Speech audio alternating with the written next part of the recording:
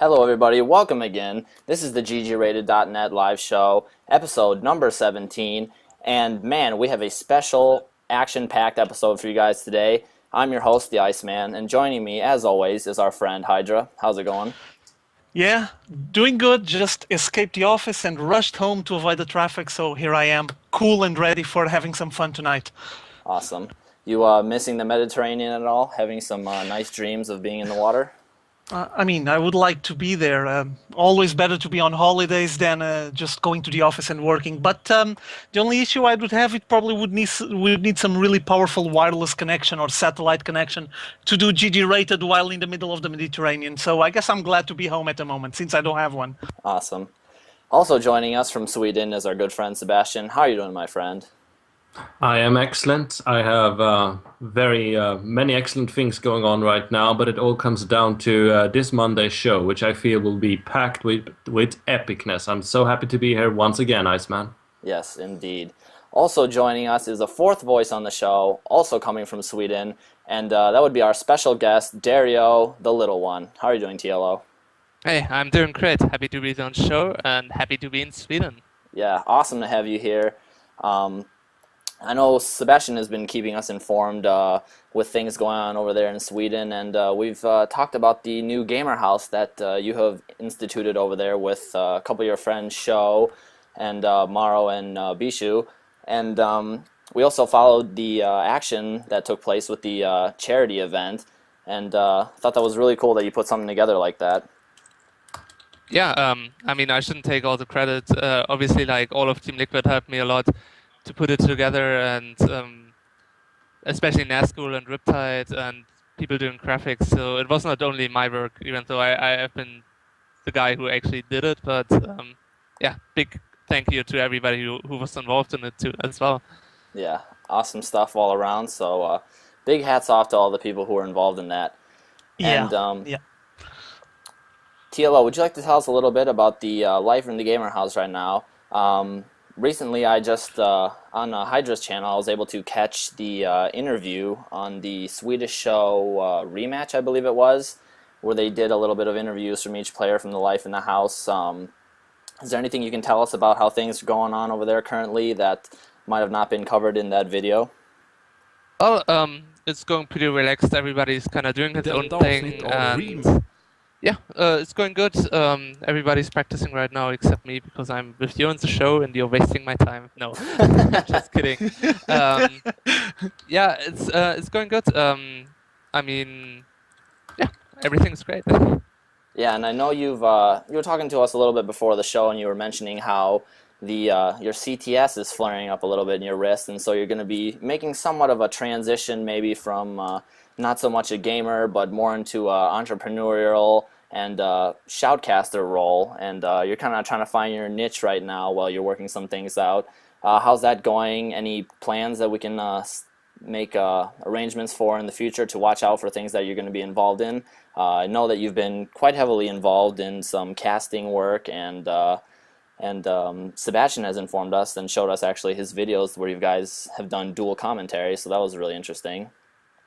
Well, right now I'm kind of just state of figuring out what I'm gonna fill my days with, because I used to be playing like a lot, and now I kind of have a lot of free space for what I need to find things to fill it with. So it's only been like a few days that it got like pretty bad, and I was told to take a break. So right now I'm not sure what I'll be doing, but I'll use time to recover. Probably gonna actually do a lot of relaxation, just use the opportunity to do a little bit of holiday as well, and well, whatever the casting or other content is gonna come along, I'll be very interested to tag along and see what I can do to help. Definitely. Yeah, we're all going to be paying attention, I guess, and keeping our eyes open, because the gamer house over there is quite new, and I'm sure everybody's interested in what's going on over there. So good to have you on the show, and it's nice to get a little bit of an insight into the pro gamer life. Anyways, you guys ready to jump into today's topics? I know there's the news list is quite long, and we have quite a few match results and pieces of news to go over. And thought that Hydra would be joining us a little bit later, so I moved the GSL topics last. So instead of our usual start off with GSL, I think we're going to hit up the NASL week number 7 first of all. And Sebastian, would you like to take care of the results and go over that for us real quick as I get the VOD up? Well, looking at the NASL Week 7 results, we do see that Moon took down our celebrity guest, TLO, in a recent battle, and of course we can dwell a bit on that. And Morrow was awarded a 2-0 win walkover over Artosis since he had trouble with his internet. And then we saw American Zerg player Vibe take down the Brood War legend Rainbow. And I actually managed to catch that game, and indeed it seemed like Rainbow was off his play. But since we got TLO on the show, do you mind telling us a bit about the Moon match, or is it just something you want to forget? Well, I mean, one thing I can tell you, I was having the 24-hour marathon on Sunday until Monday. That is So a reason? Yeah, so I mean, it sounds a little bit like an excuse, but I was playing the Moon match 8 p.m., I think, or 9 p.m. CST, and I was stopping my marathon 11 a.m. So I only had less than 12 hours to get rested and kind of get into the zone again. So I basically went to sleep after the marathon. Couldn't really sleep because my system was kind of messed up by energy drinks and all that stuff. So I slept like 3 or 4 hours. And then I knew I'm gonna play some Moon in some hours, so that didn't really go too well. I just wanted to try to end the games as quickly as possible, to be honest. Fair enough. Condolences. Moving on, however, with further results from there, we saw Canadian Protoss Kiwi Kaki take down the alleged Protoss king, or is that Orc king rather, Grubby, who has been showing quite strong results, but is yet to really climb into that top tier of the StarCraft 2 Elite. And then we saw Phoenix take down Chef, and Chef has really been very popular lately, and perhaps this was a bit of an upset. Phoenix... perhaps not favored in that matchup, but what do I know? And then Morrow, who's of course a housemate of TLO, managed to take down Phoenix in the following match. How was the excitement in the house after that, Dario? Oh, I mean, to be honest, it's not very unexpected tomorrow to take games. I think he's one of the strongest players in Europe, so... No big deal. Everyday work of Stefan. I'm very proud of him every day. Definitely one of the strongest players and a little bit of a Zerg prodigy. Definitely. And I can just take the remaining results from week 7 while I'm at it. Again, another housemate of yours, Show, Terran player, took down QXC, the prodigal Terran from America. I believe he's still in Europe on his school Euro trip kind of thing. Allegedly he doesn't have enough practice time, but... excuses or not, Show is a very strong Terran, and he took him down. Then we saw Dark Force, a German Zerg that I featured on my channel, taking down the Korean Terran and Snare, and that was perhaps not expected at all.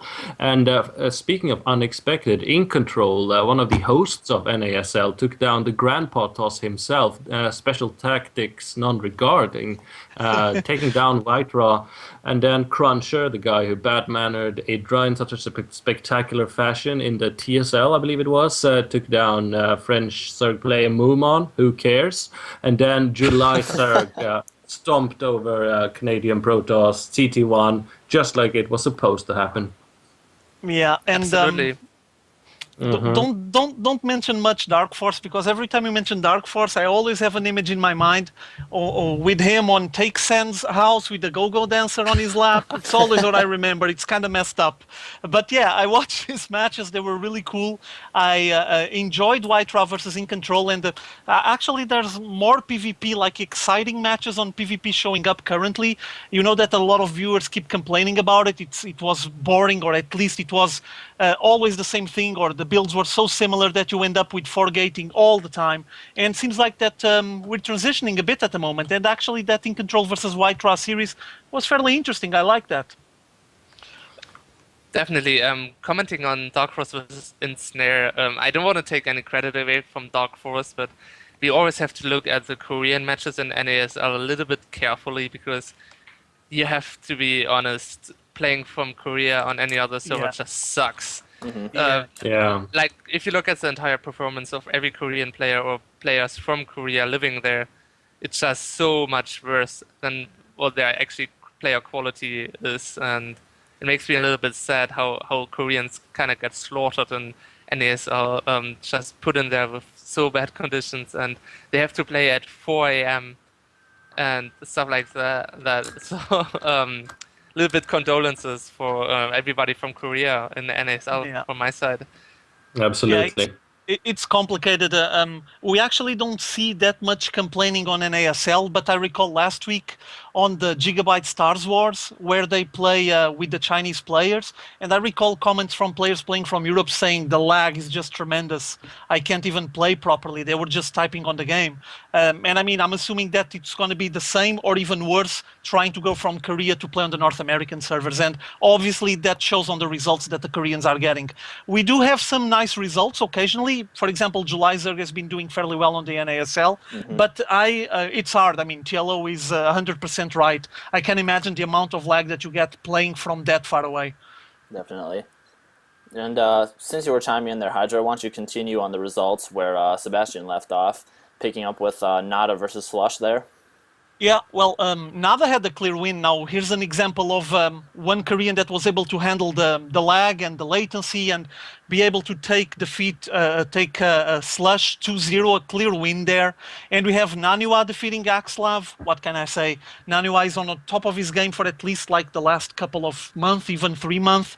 And he's been tuning up his game since he got into Team Dignitas. Something changed. We already commented about this. Something changed on his posture since he got there. Good for Nanua, and congrats because he's a very solid Protoss player.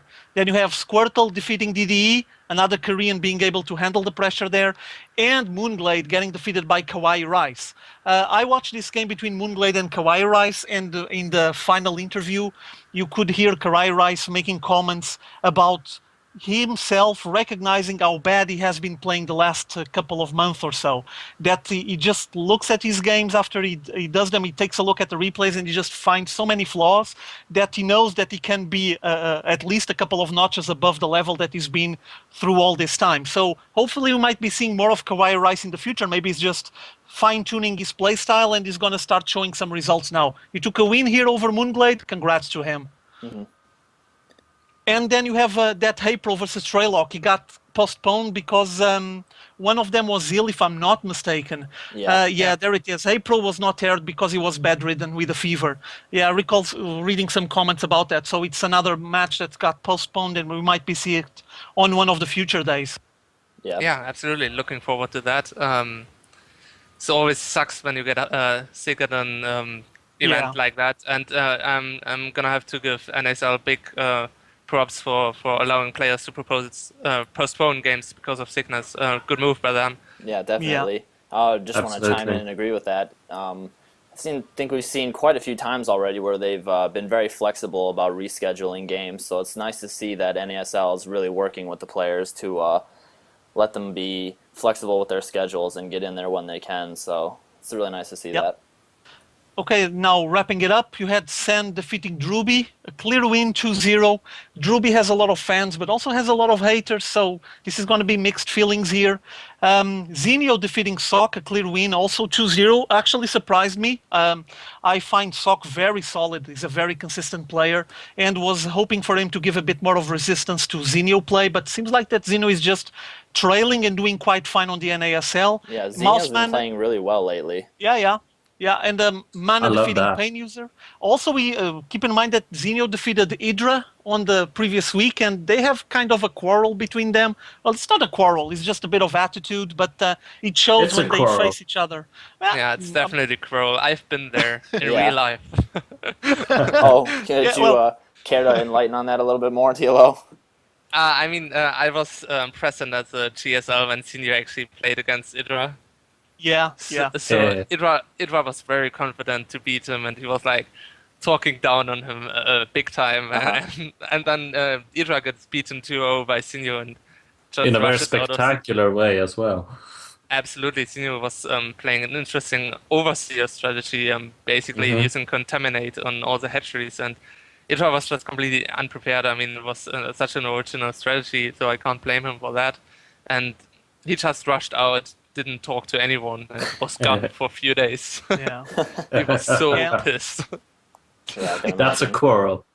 Yeah, there was a picture that was basically pasted on every forum and website related with StarCraft 2, where you see Zinio just getting up a little bit and making like a threatening gesture inside the booth, threatening Yeah. to slap Hydra. And yeah, well, things just start carrying on from then, and now they got a kind of a quarrel between them. But yeah, it was cool to see them facing each other last week, and apparently we have Zinio still charging his way, defeating now Sokka.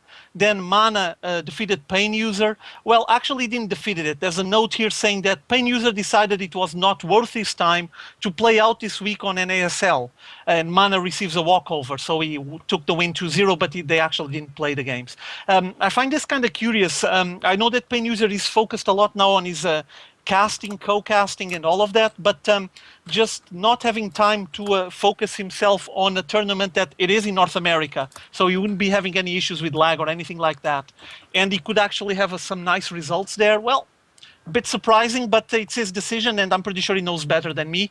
And last but not least, the final match was Boxer, Slayer's Boxer versus Cloud, with Boxer winning 2-1, so still fairly close, and Cloud doing kind of well there. Nice for him, but Boxer still taking the win. So Koreans pulled out and did quite well this week, despite the lag issues that we have talked about and the downsides for them. But nice results this week, and NASL shaping up to be one of the more exciting tournaments to keep following. So I keep checking out on all those results, and definitely action-packed there. Yeah. And you are competing in a short while, aren't you, Dario, in the NASL? Yeah, I'll be playing later today, so gonna be interesting. But don't expect any broadcast later today because that is actually not live. So I have to Yeah. disappoint people who got their hopes up. It's gonna be broadcasted tomorrow. So Yeah. Oh well. Best Yeah, of it's not a luck, big deal. regardless. I mean, people just wait like 24 more hours and they'll be able to see your matches. It's going to be fine. I think that's not the major issue, especially because people now are just used to the fact that the games take like a couple of days to actually get streamed, and it's a way to allow NASL to edit everything they want and get everything set and just polished as they desire. So, all good. Definitely. But moving on with more North American tournament news, we have the IPL Season 2 qualifiers, which are continuing to take place.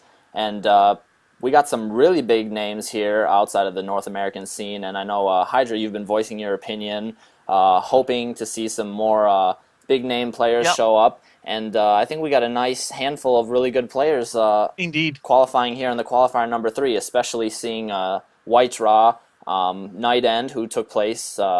he was in the TSL 3, and Thorzane. Man, this is going to be exciting to see him play among all these other great players we have here. So looks like IPL Season 2 is shaping up to be something really huge as we see more and more superstars just flood in on the scene. And with the quality and the post-production quality that we've seen from the IGN Pro League, I'm really psyched to watch this new season when it does air, when we get all the seeds and qualifiers completed. What's your thoughts on that? Well, as you guys can see on the list, there's already several really well-known names on the community starting to get qualified. They're going to get their seeds. And as we all know, the first season of IPL, they mentioned that several times, was basically a test bed for something bigger. It was focused on the North American community, and now we see a lot of Europeans showing up. We actually have TLO here. I'm not sure if there's anyone on the pro gaming house in Sweden considering to focus more on this IPL, but seems like the tournament is growing. TLO, you guys talk about any of this? Yeah, I actually tried qualifying and just missed by one round. So I'm a little bit sad about that. Oh, And I damn think it. the other guys were like trying too, but had a little bit of bad luck, always getting kind of bad brackets. And how many more qualifiers are there going to be? I think at least a couple more, if I'm not mistaken. So there Yeah. will be chances to try again. And I mean, it gets to a point, you will have a chance to probably face some solid, strong opponents, but I'm pretty sure you'll have a good chance of grabbing a spot. I mean, there's still plenty of spots available, still a lot of players to get seeded, and if you have the opportunity to play again, I would say go for it. I would love to see you facing some of these beasts here, and being you one of the huge monsters on the European side, I would like to see you clash against the North Americans, to be honest. Yeah, it's gonna come a little bit down to my physical health right now. Of course. So I might just focus on the tournaments I've already committed to instead of getting even more on myself. Indeed. It kind of sucks, but that's the way I gotta go right now. Yeah, of course. I mean, There you're will only be more human like all of tournaments. us. Yeah. And StarCraft 2 will continue to grow and provide even better tournaments out there, and perhaps taking an observer's perspective for a while, whilst healing medical conditions can be very advantageous for a pro gamer and an entrepreneur of esports at the same time. But we got some chat questions here, which I think is somewhat related to what we're talking about, because we have the many online qualifiers where and tournaments where lag is an issue, and that's something that perhaps can be resolved technically or via some new tradition of switching servers depending on what the optimal setting would be. But when it comes to the offline events, TLO, something we've been discussing several times here on GG Rated, how much does jet lag affect you? I know you're going to MLG 2 days earlier. Is that to be well and rested before the event takes place? Yeah, absolutely. I think Team Liquid is pretty smart like that, always sending us a little bit earlier because Yeah. I don't really have any problems with jet lag ever because of that. I think I'm kind of good at dealing with jet lag by now, anyways, because I'm probably one of the few people who have been like traveling around so much. But offline experiences are definitely always different. I mean, there's always a big chance you get sick or feel like kind of unwell after long travels. So it's not only going to come down to just who is the strongest player, but people who got the strongest physical and mental health. Definitely. That's Yep. probably one thing that's overlooked. More people just think, oh, they're having an off day, or they're just their performance, or they didn't practice enough. But probably a lot of people don't take into consideration the whole jet lag and actual physical condition of the body completely contributes to the overall mental capacity of what you can sustain in game. Yeah, and actually planning ahead and, for example, flying people in 2 days before, it's a good strategy in my opinion. At least you can just sit down, get used to the time schedule, and when you actually sit down to take the game seriously, at least you're going to have mental-wise, you're going to be more stable, more relaxed, more calm and rested, and that's only an advantage. I mean, I'm pretty sure it will be showing compared with someone that just flies the night before or something like that. Might be an advantage, and it's a good strategy in my opinion. Absolutely. Pays off. Definitely. Yeah. Let me just make a mention about the IPL before we pass on. You do see that one of the qualified on qualifier number 3 was Thorzane. I was watching this live and I kept typing on the chat that I was a bit, well, not frustrated, but a bit upset because Thorzane faced Hasselhoff to get that spot. And then Hasselhoff. afterwards, yeah, and then afterward you had other players that are not as relevant on the community that got a spot, got qualified, and I was just wondering, damn, that guy got qualified and Hasselhoff got stuck outside. But rumor has it that Hasselhoff is going to try again, so we might be seeing him and Thorzane along all the other monsters that are going to be playing on the IPL, and I would love to see that. I think that if Hasselhoff gets stuck outside because he got eliminated by Thorzane on the qualifiers would be a bit unfair. Yeah. Well, I mean, you can't really speak of unfairness. It's just how bracket tournaments work, and Yeah, it's just something you have to gotta live with. I mean, in the end, in a tournament, you're probably gonna face Thorzane later on, anyways. So, Thorzane eliminated him, and I think that makes things always interesting because it's always a little bit of a double-edged sword. Like in one way, you never want to meet good players early on in a bracket or even in a qualifier. But it also gives you the opportunity to eliminate a potential threat later on in the tournament. So that's kind of cool. Yeah, Yeah, I mean, it's a way of planning ahead. You're just gonna eliminating someone really strong, really solid. But on a viewer perspective, you know the feeling like you want to see him there, and that's the feeling that I was trying to transmit. But yeah, it's understandable. I mean, from a professional perspective and from a player perspective, if you eliminate that one that big this early, always good sign. Yeah. Well, that I think wraps it up for the IPL qualifier number 3 news. And Yeah. if you guys haven't been paying attention to the qualifiers, I would highly recommend that because they are pretty action-packed so far, and they're only just a glimpse of what we're going to see when the official season rolls around. And I'm really excited to see what the Season 2 has in store for us because, as Hydra mentioned earlier, Season 1 was just a beta test, as they had announced.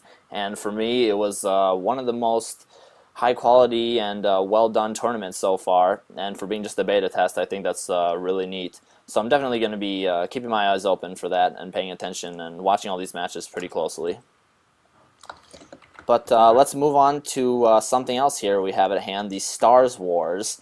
I know that we've been trying to follow this as closely as possible every week, and it just seems that the Stars Wars 6 has just not been getting the spotlight that I think it deserves because we've seen plenty of really big name players in there, and the games have been really fun to watch so far. And you just don't see it being discussed as much as I wish it would have been. And Hydra, I know you have plenty of thoughts and opinions to talk about here. I have the round of 8 up on screen with the results, Yeah. so why don't you discuss that a bit, and I'll get the VOD rolling for the round of 8. Well, you guys can see the results, but for me, the main issue is that this tournament actually didn't got much visibility. Keep in mind that this Gigabyte Stars War is around for a little while. They had Brood War before, now they transition into StarCraft 2, and it's probably the major event at the moment in China. They're trying to just start StarCraft 2 there. We see a lot of players getting qualified. Obviously, they might benefit from some lower latency issues to provide them a bit more of micro and some more stable playing. And well, this tournament had most of the big names in the community playing in it, but players from North America and Europe obviously struggled playing on that server, and they had a lot of latency issues. Still, we saw a lot of good matches. Well, the thing is, they were actually quite nice about the whole server thing. Whenever a European played against an Asian, we always played on Europe. And when a North American played against an Asian, it was one match on North America, one match on Asia, and the third match was decided by coin flips. So they were actually providing really good conditions for foreigners. Oh, Yeah, really that nice. is good. Yeah, that That's is good good, to and I know. didn't knew that. Yeah, I mean, either. if the organization is able to provide that kind of situation, it's really good. I mean, at least the player can benefit for a bit more, at least lower latency and some better conditions to play. Still, we do see that there's a lot of Chinese players at the moment taking the charge there and grabbing the final spots to play on the final 4. Yeah. I think the next matches are now going to be played somewhere in mid-June, if I'm not mistaken. I need to check June the dates. I'm 11th. not sure. Yeah, and we've been seeing a lot of epic matches, but like I was saying, for example, this tournament doesn't have the visibility that an ASL or the IPL been having all this time. I know that IC Cup has been covering it and trying to stream as many games as possible, and it's the place where I've been sitting down and following it at night. But I think it should get a bit more love because it has a lot of good players, some really nice matches, and shouldn't be ignored. This one is passing a bit on the side of the community. That's my personal opinion. Hopefully the next one, next year, will be bigger and people will take some attention to it. Still, congrats. Was a huge tournament, and hopefully it's going to get bigger, especially when the Chinese start exploding on the scene. I'm hoping to see some of them rising to the occasion. Yep. Absolutely, it's gonna be scary when the Chinese come out. Yeah. Yeah. And Yeah, I know that Sky and his brother Love CD already played on this one, and Sky is like top reference in Warcraft 3 in China. I mean, doesn't mean anything, but he might be one of the guys considering transitioning sooner or later, and it would be nice to see him play. Definitely. Definitely, Sorry, go ahead, it always means something. If you've been good in another RTS, you're gonna be good in StarCraft 2. Mm-hmm. Yeah, let me just read off the results for the last bit of the round of 8 because I don't think we went over that. MC defeated Ace 2-0, and then Idra lost to Zhao T 2-0. Demaga losing to Love CD, that was 2-1. I was rooting for Demaga there, but Love CD pulled out the win. And then Morrow lost to Love TT 2-0. And so it's going to be a prominent and primarily Chinese affair at the finals. So it's going to be interesting to see what happens there. And we can put the date up on screen for the semifinals that will be taking place. And TLO, would you care to share a little bit of your experience? I followed your matches in the Stars Wars 6. Maybe you can tell us a little bit how that went for you and how your experience was with this tournament. It was a great tournament. I was doing pretty well at the beginning, taking out Hongun, who's a pretty strong Korean Protoss. Everybody have to admit that. I think he went to semifinals of GSL once, so I was pretty proud of that. But then I got taken out by Lost City, and he made it to the semifinals now, so no big shame for me. And it was overall a pretty nice tournament, nice games. But I had a little bit of an off day when I was playing Lost City, and that's what happened, I guess. Yeah, I mean, it's what happens. Yeah. But hats off to the players who did advance to the round of 4. And as you can see on the screen, round of 4 will be taking place June 11th. So almost mid-June, and stay tuned for that because it's going to be an epic event, and I'm looking forward to see how these players turn out and just what kind of moves they're going to put on each other. But Definitely. Speaking of the Chinese esports scene, we have some news with Grandpa Toss. I don't know if you guys have paid attention, but White Raw is now joining the TT esports team, as it was recently announced. And it's a pretty big move, I would say.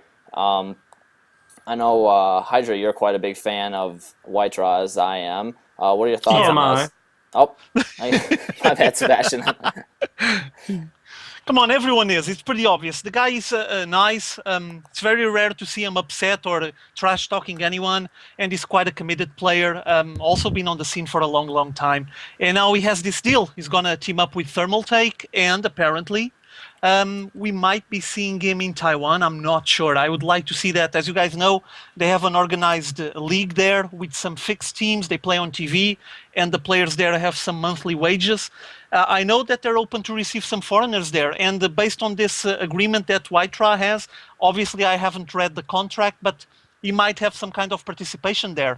I do know that I just casted a game like a couple of days ago on my channel with July Zerg, when July Zerg went to Taiwan to promote the league as well. So, I mean, if July Zerg goes there, we might be see White-Ra soon enough playing there, or at least doing some show matches. And I think it's awesome news. And also, I'm pretty sure it's beneficial for White-Ra. If he's agreeing to this contract, it's because he's going to get a nice profit out of it. And I think it's well-deserved. He's one of the finest players around. Mm-hmm. Sorry, Absolutely, Sebastian. it makes me so happy to see the world of esports grow to a global organization instead of having Asia versus Europe. But I think it's coming together, and Vidra absolutely deserves it. I mean, he's one of the oldest veterans of esports. He has done so much to promote the scene, and is the nicest guy on the planet, a hard worker, and a husband even. And I think nobody else deserves it more than him. Yeah, he is a very humble player. Sorry, Sebastian, I didn't mean to leave you out there in the the fanboydom. Me and Haida will not fight about who loves White-Ra the most. He's got enough star potential so that we all can worship him accordingly. But this is, of course, great. And just as Dario is saying, esports, to quote Tasteless, is based on the vehicle of technology. And even if that means lag issues, which I'm sure can be improved throughout the years by technical means, it does mean that everyone, no matter location or gender, can participate as viewers or as active participants, as gamers, as long as you got broadband, of course. But we have the capacity in this community and others like it to be a truly global organization and basis for competition. And that's good for so many things, not just awesomeness, but it can truly benefit a lot of people and perhaps even the world in a sort of integrated fashion. And White-Ra being an ambassador, not just as a Ukrainian menace anymore, but a global representative. Taiwan is definitely far away from the foreign scene in which he became so famous back in Brood War. And to just see this happening, it's a great sign for great things that are yet to come. Yeah, definitely. That's Sebastian the Scholar coming out here with some Sounding well-versed like Gandalf, philosophy. yeah. Awesome. Sorry, I do that without even thinking about it. No, it's awesome. I mean, that's why we have you here, the Thank philosopher. you. But moving Moving on with on. other news, we're speaking a little bit about MLG and TLO. I know you were talking about how you went out there to Columbus a little bit early to get prepared for MLG Columbus that's coming up. And MLG just put out recently the full player list, so you guys can check that out over on the MLG website. And I have on screen the top 20 players. And we have TLO here ranked number 5, so not bad, TLO. You're pretty high up there, I would say. Yeah, thanks. I'm pretty happy about that spot. Making 5th place in MLG 2 times in a row. And yeah, gonna hope to make my place, like keep my place, or even come up higher at the ladder in the end. Especially, I should take over the place of the guy on top of me because I'm a little bit bothered by that. Yeah. So, do you have any special plans? I know you don't want to really reveal tactics or anything going to this MLG, but do you have anything special planned for this MLG? Anything you're gonna take in with you mentally, I guess, different? Maybe game plans or just how you're gonna view the event. I know you said before that you've been active in MLG and always the different events, so maybe you're gonna switch things up. Would you care to enlighten on that a little bit? Well, what definitely always helps a lot at MLG is it's a very fan-active tournament, and then I'm just in my element, to be honest, because I can. Last time I was having a horrible fever at MLG, but I was feeling so shit and still made 5th place, and Uh-huh. I think that's only because I had so many fans there, people being really active, supporting me, and that's always great at MLGs because I can feel horrible, and then I enter like that gaming area and I have so much love around me that I start feeling good and go into the zone, just want to win because of the people around me. That's awesome. So big shout out to all your fans who basically uplifted you and helped carry you through MLG when you were feeling ill that time. Yeah, definitely. Big thanks. Without you, it wouldn't have been possible. And this time, I think it's gonna be great as well. Lots of fans as well. And seriously, MLGs are one of my favorite events by far. Definitely. I'm hoping to actually be able to attend the one MLG sometime in the future. Granted, if my schedule allows me to, but from what I've heard, they're nothing but amazing events with just a bunch of nerds and esports and gamer fanatics showing up, and it's just one awesome get together. And I mean, I think it's a really cool thing that's going on here in North America, and especially the way MLG and GSL are now working together. They're incorporating some of the Korean players and doing, I guess, a foreigner exchange type program. And as we were mentioning earlier, esports, specifically StarCraft 2, is turning into a more global game, and we're kind of breaking down those barriers and divides which we sort of had before. So I think it's really cool to see this sort of collaboration going on between major organizations in the esports scene. Yeah, indeed. Anything else you guys would like to add to that before we move on? I would just like to make a question to TLO. I'm not sure if he's going to be able to just put this out from the top of his head, but TLO, from this list that you can see on the screen, can you pick like a guy you would like to face on the first round and the guy you would like to face on the finals? You mean at MLG? Yeah, at MLG. I mean, I am facing Machine, Heypro, and Lucira in the group stage, right? Okay, So yeah. that's already set. So basically what I'm looking most forward to is playing either In Control or Lucira, because In Control I want to get a revenge on, and Lucira I want to show that I can beat him again like I did in GSL. Yeah, that would be cool. Of course. Basically last round, if I would go to the finals, of course I'd like to meet a ally of me, Tyler or Heypro or Red, so that would be awesome. Yeah, that would be cool. Yeah, Okay, that thank would be you. awesome. I have another quick question about the Team Liquid presence there. How's the Team Liquid team doing, and how are they prepared mentally? Because it's been, I would say, a little bit of a rough time lately. We've seen some of the TLL boys struggling a little bit. Jinro seems to be struggling a little bit over in Korea, but Huck is doing quite well. And we just want to see a nice, strong presence and resurgence here from the TL boys over in MLG. So do you mind maybe going into that a little bit and letting us know how everybody's prepared for this, how they're going into this mentally, and how things are going to go, hopefully? Well, it's always nice when we gather together. I think that gives us a little bit of strength. It's a little bit sad we don't see each other so many times because we are like so split over the globe. Always a happy occurrence for us to meet together at MLG, and I think that MLG is going to be great. I mean, we are probably missing our two strongest players, which is Huck and Jinro, but nevertheless, I think we'll do well. And everybody went top 16 last time, and at least that we can definitely repeat. And I see one of us going into top 4 as well. That would be awesome to see. Yeah. So I'm definitely going to be keeping my eyes on that and rooting for you and the whole rest of the TL team, seeing how everybody progresses. But good luck to and all of Liquid. Definitely. Yeah. You guys do good. So let's move on to the Korean scene. I know this is one of Hydra's personal favorites. One of the most action-packed tournaments that's currently going on is over in the Korean scene, the GSL I'm talking about. And before we actually get into the GSL Super Tournament, I just want to talk a little bit about the recent news where they're having the mercenary plan where the GSL Team League is going to be more favored now, and we can start seeing foreign teams move on into Korea, as well as mercenary sort of work between Korean established teams, and specifically they were mentioning about OGS and Team Liquid collaboration, and possibly some of the Team Liquid guys showing up in the Team League.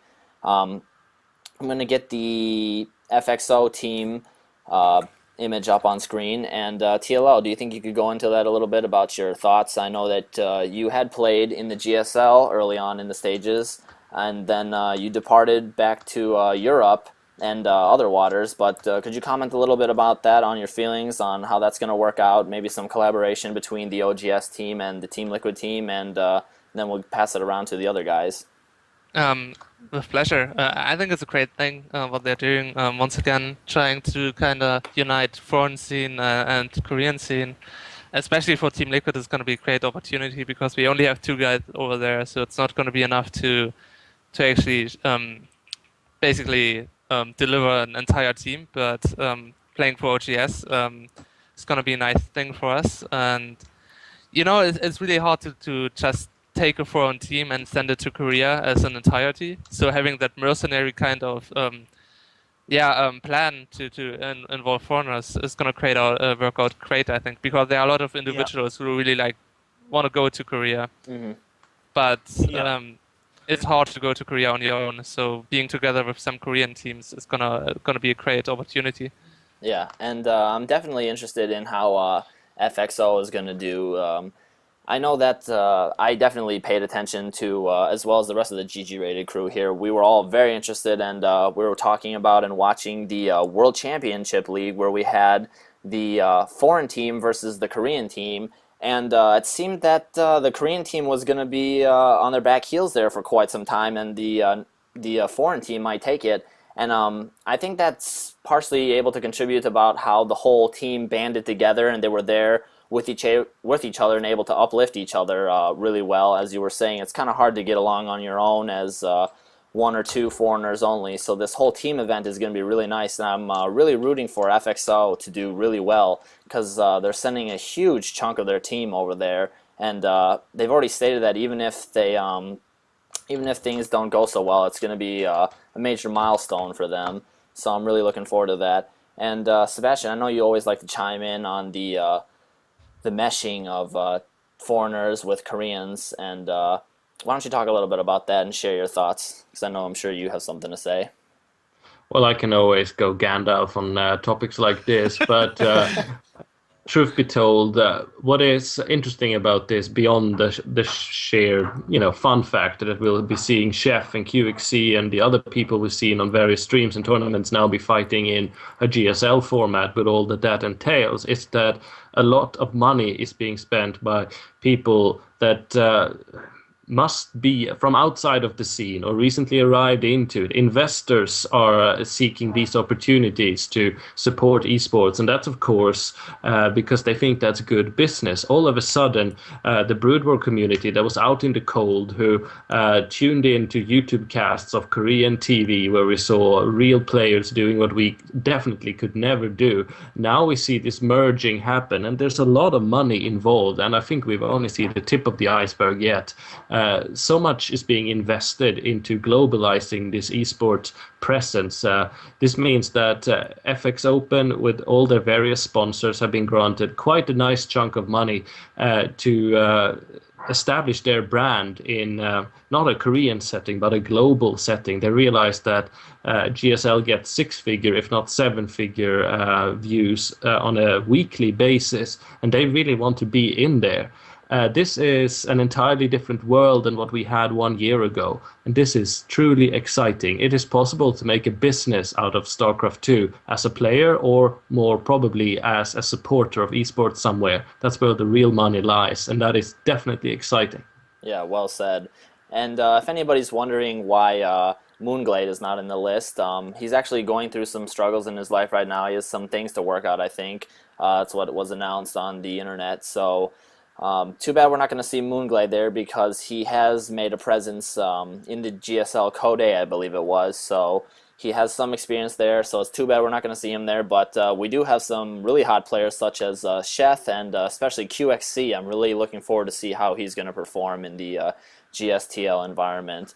And I know QXC, you consider him one of your super dude buddies, Sebastian. Have you been able to converse with him at all about his prospects of going to Korea? I have not. Last time I checked, which is not exactly recently, he was very intent on using his summer holiday for this very purpose. But that was, of course, way before we knew that FX Open would be sending an entire 8-man squad. So QXC definitely eager to go. Yes. So I'm really going to be rooting for these guys, and I really want to see them do well. So everybody, make sure you tune in to the GSTL, and it's going to be one of the more preferred formats, is what they're announcing now. So I think that's really cool, because I really enjoy the GSTL. I think the Team League format is something that's really nice and a bit more action-packed and some more drama, and you see more goofiness, I guess. It's nice to have both, but I really enjoy the GSTL. Yeah, it's nice to see Huck slapping the air after doing a win. We always love that stuff. Yeah, all the different celebrations. We're still waiting on some Firebat Hero type celebrations, but hopefully we'll see something crazy. Definitely. Yeah. We still need that. Yeah, for sure. But let's move on with... Oh, sorry, go ahead. Did you say something? It was just pretty awesome already. What, for example, Top doing with the nunchucks and everything, I really like that. Definitely looking forward to Firebat Hero style as well. Yeah, definitely. And Huck did that one celebration where he had the confetti in the booth. That was pretty cool. So we've seen some pretty cool things so far, and I'm really hoping we're going to see some more insanity, because I think that's a really nice thing to add some more spice to the game, and that's what makes the GSL Team League really fun. But let's move on with the GSL Super Tournament results. And Hydra, I'm going to turn over the mic to you and let you plow through the results here as I get the results on screen, and I'll get the VOD rolling for the GSL Super Tournament. I'm not going to nag people much about the results. If you just show the screens, people can check it for themselves. What I would like to try to condense in a single word for this GSL, this week's GSL, is motherships. We saw several. We even saw Sakisu or Seokisu doing mothership rush and winning. I mean, shouldn't be missed. There was some really interesting matchups. Even the ZVZs were very cool. I'm sorry, Sebastian, could you repeat it, please? It shouldn't be possible. I was interrupting you by saying. Yeah, but for example, there were some interesting matchups. Like I was saying, Seokisu, or Trickster, is now recognized as TSL's Trickster, but he already had several names in the past. He went for Mothership Rush on one game and won. I think I even made a VOD of that moment. Yeah, the VOD's wrong. So it works. And you had another Protoss player at the moment. I'm just getting senile, so I don't remember his name. But yeah, there was another Protoss player that went for some mothership play and tried his best, but it didn't pay off very well. I think it was on the battle against Bomber. It was a very epic and long game, like 45 in-game minutes or something. But still, we had some very interesting results. One of them, I need to congratulate Huck. Huck grabbed his spot on Code S and has been defending it very, very well. Definitely. He did quite Yay for well on Huck. his. Go Huck! Absolutely. Anything you'd like to add to that, Dario? Your teammate getting into Code S. Sorry for interrupting you, Hydra. Just really proud of him. I'm such a big Huck fan. I think he doesn't get appreciated enough by some people because he's probably the hardest worker in StarCraft 2. Like, he practices more than the Koreans in his house. And that's a statement by itself. Huck is so fucking awesome as a player and as a person. So I'm really sad whenever he has a bad result, but I am even more so happy whenever he does good.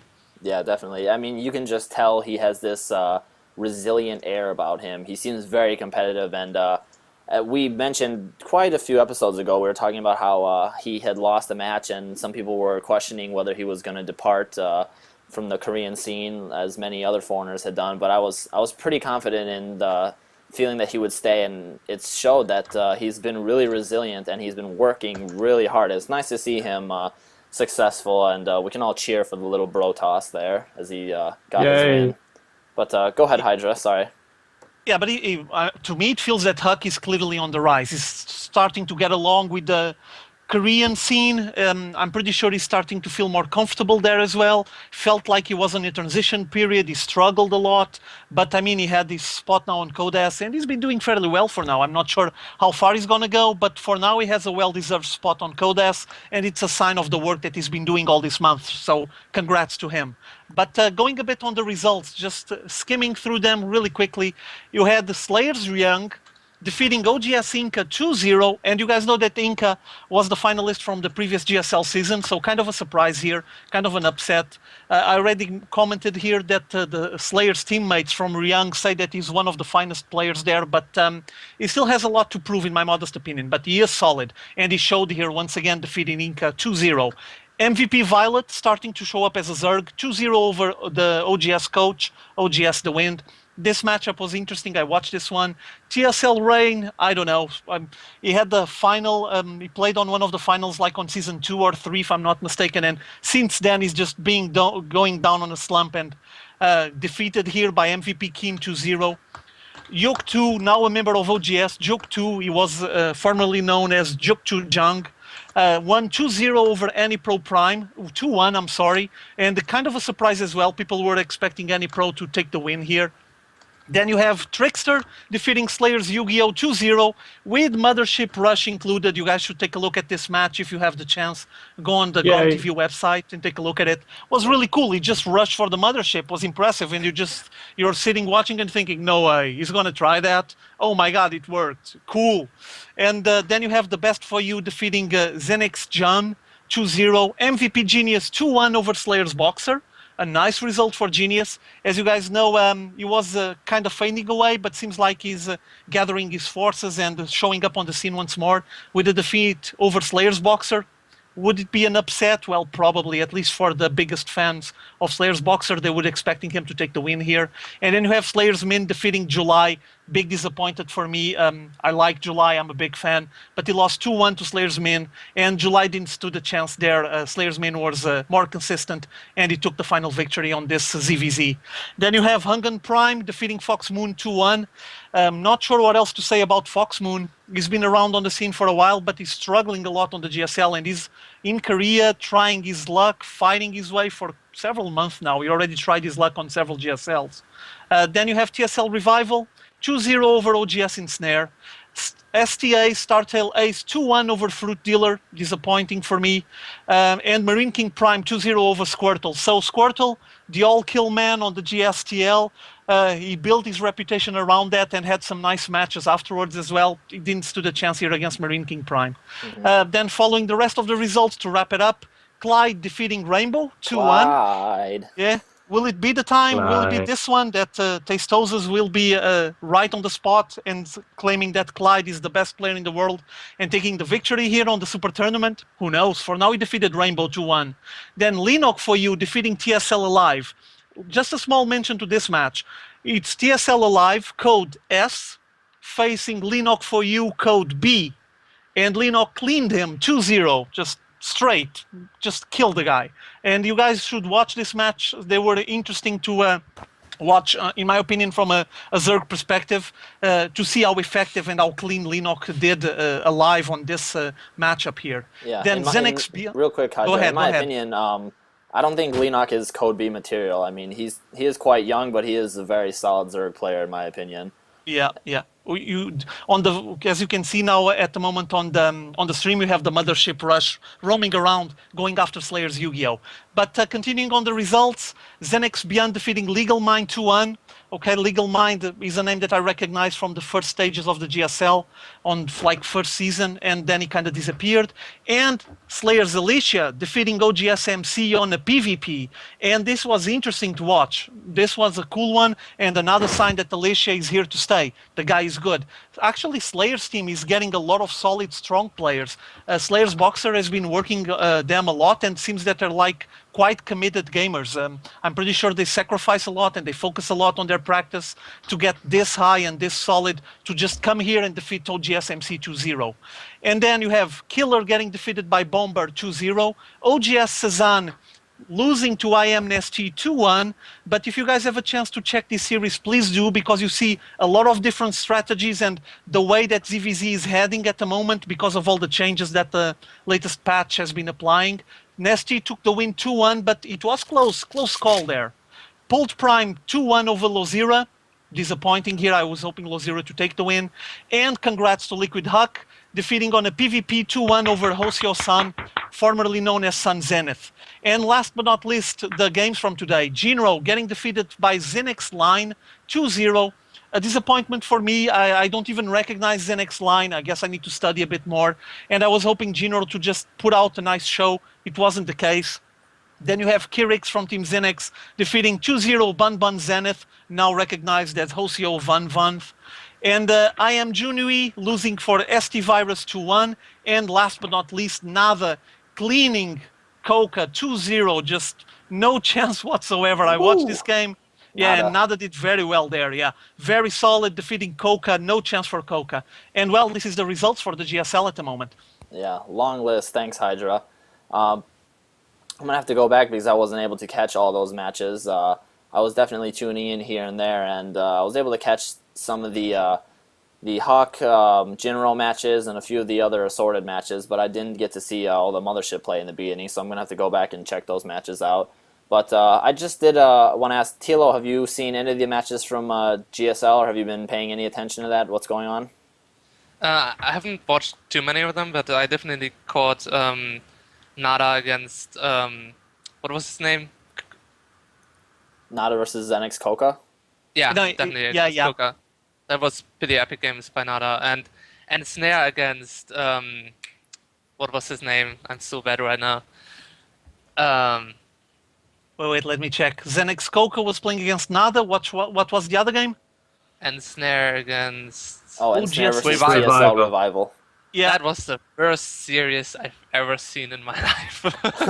Just like, it was kind of interesting because both players were playing so bad, so it was kind of hilarious. But it was so weird. Like, both players had the game like 5 times. Then they made a horrible mistake, and the other player was so far ahead. And then he keeps on making mistakes, and it was. And the commentators were commentating everything in the wrong way. So the only people who were actually getting anything right was the observer who was observing the game. That was the only person who actually knew what was going on, who was doing a good job. Everybody else was just horrible. Oh my goodness.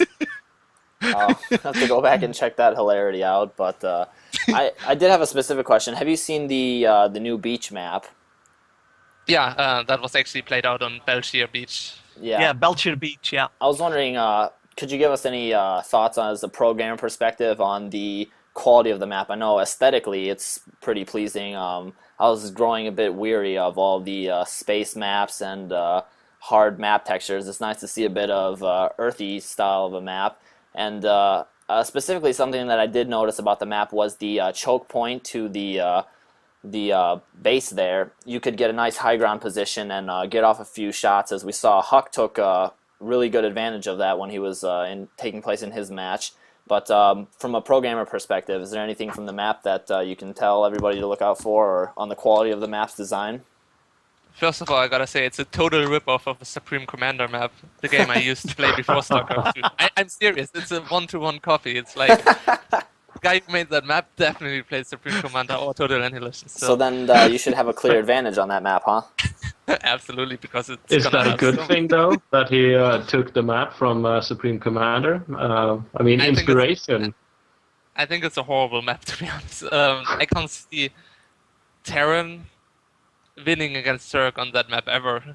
It doesn't make sense to me. It's like so open. You have 8 ways to go through, and you can flank so easily. So I think it's gonna be a really tough map for Terran against Zerg, and possibly for Protoss against Terran as well. So I'm not sure how that map is gonna work out. I mean, it's nice introducing like new geometries that we haven't seen before, and maybe I'm mistaken. I hope so, but so far I'm not sure. It's a tricky map.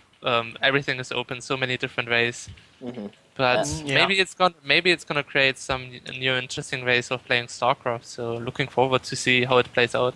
Yeah, it's been getting some spotlight and some action so far. We've seen quite a few of the matches in the Super Tournament using it, and as you did mention, there was a lot of openings for attack for Zerg to run in there, and specifically, I know Jinro got basically dismantled when he was playing his match.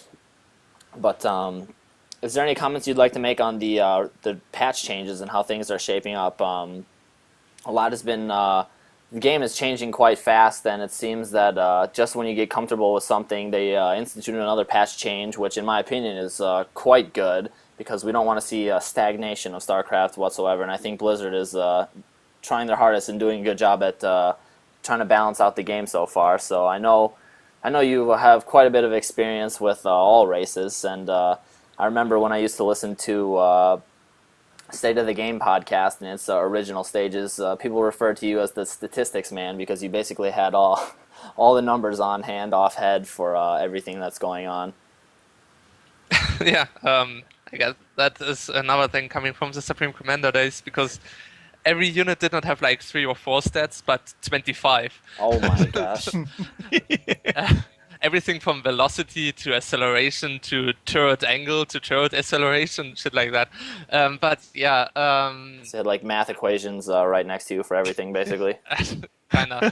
But I don't think the patch changed really anything, to be honest. I didn't feel any impact. That's all I can say. Like the increased, I mean, a longer research time for warp gates sounded like a good idea, but in PvP it did change anything. People are still playing 4-gate. In PvC it didn't change anything, and in PvT made fast expand a little bit harder, but nothing else. So I don't know. The patch was just a little bit weird. We have a question from the chat here. Dorian123 would like us to ask, how is TVZ changing now, especially in Fester change and in TVP? Are people stopping to do the triple M, the 3M? It got a lot tougher for Terran nowadays. People are utilizing Infestors in such a good way, and Infestors got a huge buff. Yeah, I think people are starting to find new ways to work around the current problems, using more ghosts, using more banshees to snipe up Infestors. Overall, I think TVC is heading in a more interesting direction than just stale Marine tank medivac. It's going to be tough for Terrans for a while, but after that time of overcoming and finding new metagame, I think TVC is going to look a lot more interesting. Definitely. Yeah. And I had another question about the GSL. I know that you had made an appearance early on in the GSL stages when it was, I guess, sort of in its infancy, and then you withdrew for other directions that you were heading on. Now that we discussed a little bit about the mercenary type deal, do you think we're going to be able to see you show up over there in Korea a little bit more? because I still remember that one match where he had against OGS Hyperdub with the epic tank siege lines and the nukes, and I mean that's still just one of the matches that's ingrained in my memory from the early days. But are we going to see any more of that, or are we going to be graced by some TLO madness? Well, for now, I don't have any plans to return to Korea. I mean, I haven't been doing as well as I would like to in Europe yet. And maybe one day when I'll start being dominant in Europe, I can see myself returning to Korea right now. And then, but right now, I see myself just very comfortable here. Lots of things for me to learn and figure out about pro gaming. And yeah, I think I can best do that in Europe, like finding my balance and seeing where things head. I think there's a lot of open like potential for me that I'm not using yet, and so I try to make use of that potential here. And I think Europe is a great place to be right now as well when it comes to esports. So I'm pretty happy. Yeah, Definitely. yeah. And if I may, Go ahead, Sebastian. no, I just wanted to, of course, input that nowadays you don't have to go to Korea to be in business. You can actually, that is one option, but not the only. But another question to Dario, again, from a pro gamer's perspective, now that you are heading up a pro gamer house, and it's, whether you're gaming or not, you have a general's perspective, a general's agenda. Where do you look for inspiration or strategic guidance? Do you go and look at the GSL, see what the meta game there is all about, and take it with you, or is it completely across the board where you look for the next thing, where you look for developments, new strategies to perform yourself, stuff like that?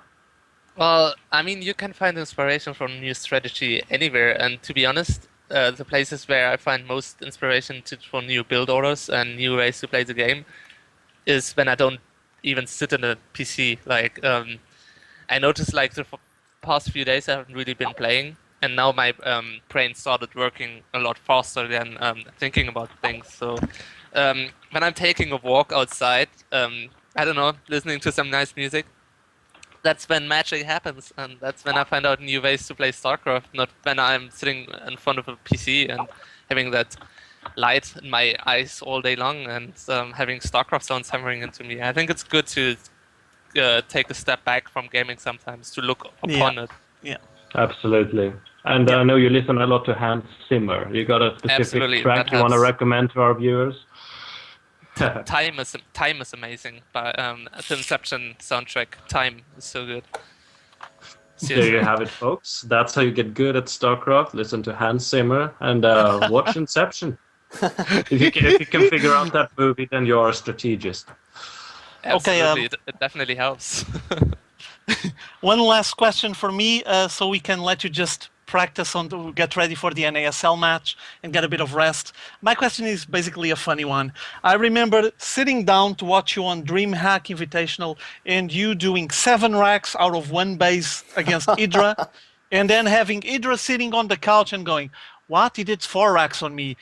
And the host, Too Good, is saying, no, he did 7 racks. What? 7 racks out of 1 base? I don't even think that's possible. So what was going through your mind for you to decide to say, okay, I'm going to do 7 racks out of 1 base, and I'm going to win? Inception. It's a pretty funny story, actually. The build is not my build, but the Mango's build, TL writing stuff, and he was at MLG with me and with all of us, and Hotbit was already telling me, you gotta do 7 racks against Idra. So I defeat Idra 2-0 at MLG Dallas, and first game he messes up. I play a standard build, for me at least, and defeat him. And second map, we spawn on Metallopolis, and I just go for 2 proxy barracks. Yeah. Because it's pretty strong there. So I didn't really got to use the strategy I was suggested to, and I didn't really practice it for MLG yet. So after MLG, I was like, I'm gonna meet Idra again. So I was starting to think, what strategy could I play? And I was like, somebody told me I should 7 racks. Let's do it. Of course. I'm gonna say from a viewer perspective, that was definitely a crowd pleaser, and I know everybody was going wild. I mean, I watched the entire DreamHack event, and I was going nuts when I saw that, especially the interview afterwards. Awesome. Yeah, it was awesome, and to see Idra surprised like that, and the capability of actually getting 7 racks working out of one base. I was just thinking, no way, there's no minerals to get all of that out, and then do you Yeah. see start the Marines just flowing out, and I was going, oh my God, huge stream of Marines is gonna trample him, and voila, you did. Congrats, was awesome to watch, loved it. Thank you. I couldn't believe it's Yeah. actually possible either. Like when Hotbit was telling me that Mango does 7 Rex, I was like, that's just retarded. Can't be possible. That's the genius of it. Yeah. Is there Okay. any possibility we might see another 7 racks surface in the DreamHack event that's going to be taking place here in the summer? Well, I don't know. People kind of expect it, but they should definitely fear it every single game. So I'll just leave it with that. So you've No. you've struck the fear into people. So now they got to watch out for even that. Yeah, right. That's the nice You thing can't when go- you play strategies like that. You play it once, and it's gonna be Yeah. in their head like all the time. They're gonna be, I don't know. He's Yeah. not really scouting. He's not. I don't know. Maybe he has a CC, but maybe he has 7 barracks. I don't know. Better build additional spine crawler. Well, I have one last question for you. I don't want to keep you too long. I know you have NASL coming up soon, but I just want to talk to you a little bit about the Spanishiwa encounters you've been having. Specifically, we talked a bit about the show match a while ago. I know Sebastian and I were conversing about that. And then in the 24-hour charity, you teamed up with Spanishiwa for some 2v2. I think Spanishiwa has one of the most creative play styles, I would say, out there as a Zerg player. Sort of something that you would see from you, I guess. You were known as one of the innovators and creators. And seeing you guys play together, that was something that was really enjoyable for me, as I am quite a Spanishiwa fanboy, and I've been paying attention to him and his rise on the new stardom. Is there any comments you'd like to make about Spanishiwa and how that went? Well, in the show match, I was playing pretty badly, but I was a little bit confused by his style. Kinda totally clashed how I play, so I was probably a little bit badly prepared. I should have seen that coming.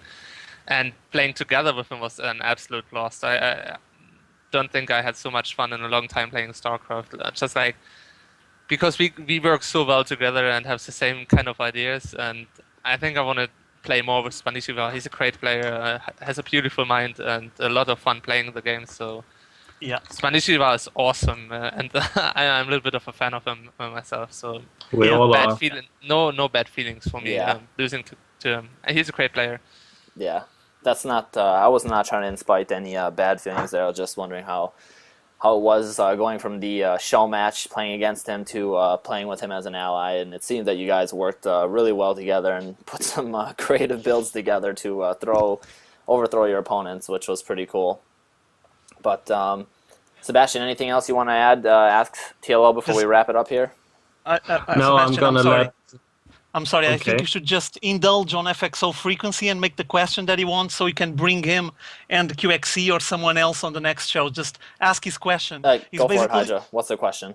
No, it's simple. He's just teasing TLO a little bit. He wants us to ask TLO if you would marry him. It's FXO frequency, one of the members of Team FXO. Oh, just I teasing know him you a very little well. bit. I don't know.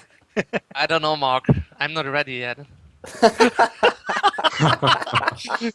Oh man, There you go. It's done. awesome.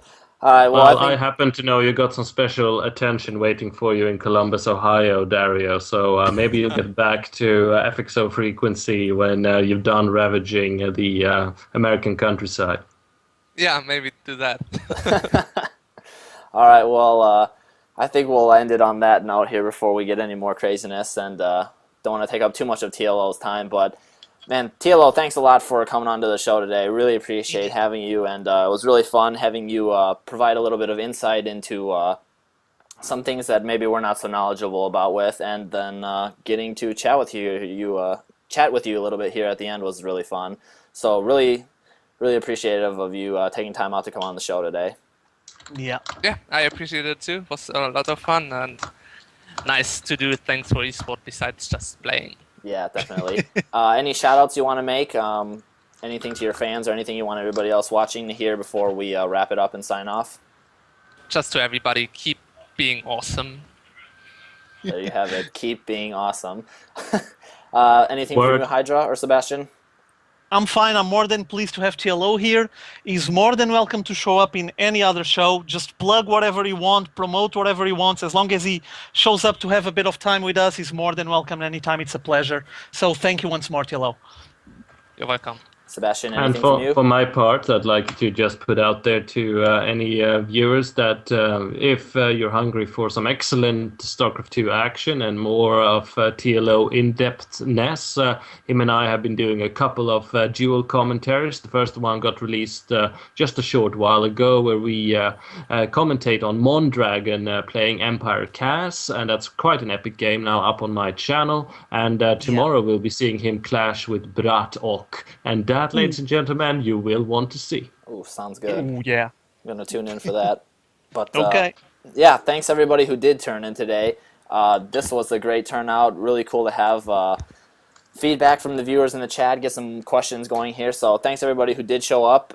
You can add us on Justin TV, follow us. Also add us on Twitter, GGRated on Twitter, and spread the word about the GGRated.net live show. Tell your friends, because we put the videos up for on-demand viewers, and we also put a podcast up. So for anybody who missed the show, spread the news. And we do this every Monday, and we love doing this. So hopefully we'll be bringing on more special guests. I guess Frequency now has to bring QXC on the show, because we did him a favor. And TLO, maybe some of the programmers in your house wouldn't mind coming on for a bit. They don't have to show up for the entire show, but if any of them ever desire to come on the show and have a chat with us, that would be really cool and more than welcome. So tell your housemates that. Definitely. Just let me know when you're going to do your thing, and I can transmit the message. All right, sounds good. Thank you, sir. That's it for our show this week. Thanks, everybody, for tuning in, and this is the Iceman signing out. GG. GG.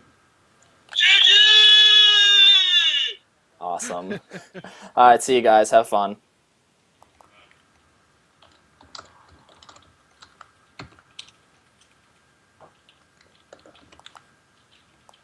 All right.